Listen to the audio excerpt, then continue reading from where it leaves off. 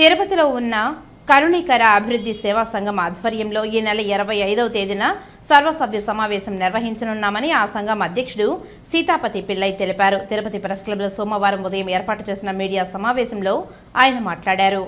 Sitapati Pillai, president for this Tirupati Karunikar అభ్యుదయ సంఘం.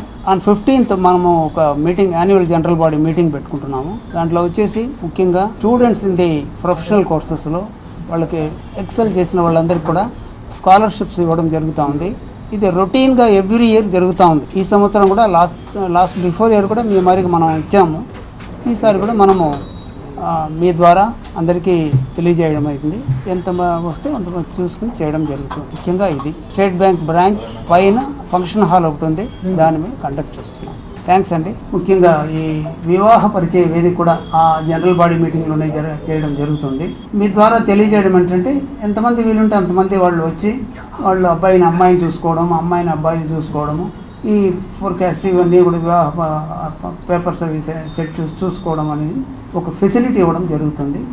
మీ ద్వారా తెలియజేయడం. ప్రతి ఏటా మనం జరిగే వార్షిక సర్వసభ్య సమావేశం మాకు 15వ తారీఖు SBI మిద్ద మీద ఉన్న NGOs ఫంక్షన్ హాల్లో నిశ్చయించడం జరిగినది. అలాగే మా కర్ణం గురించి మేము మీకు ఎక్కువ చెప్పనవసరం అందరికీ తెలుసు. మా జీవితోపాధ్యాయులంతా కూడా కోల్పోయి 90 నుంచి మేము చితగా బాధపడుతూ దానిలో నుంచి మేము కూడా ముందుకు వస్తున్నాము. మా కులస్తుల్లో ప్రొఫెషనల్ కోర్స్ చదివే విద్యార్థులకి మా చేయుదన స్కాలర్షిప్ ఇవ్వడం జరుగుతూ ఉంది. అట్నే ఈ పెళ్లి పరిచయ కార్యక్రమం కూడా మేము దీంతో పాటు చేస్తున్నాము.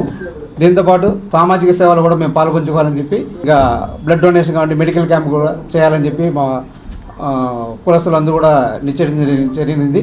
దాన్ని కూడా ముందు సామాజిక సేవల భాగంగా మేము చేయాలని చెప్పి మా కులస్తులందరూ కూడా నడుము కట్టి ముందుకు వెళ్తున్నాము.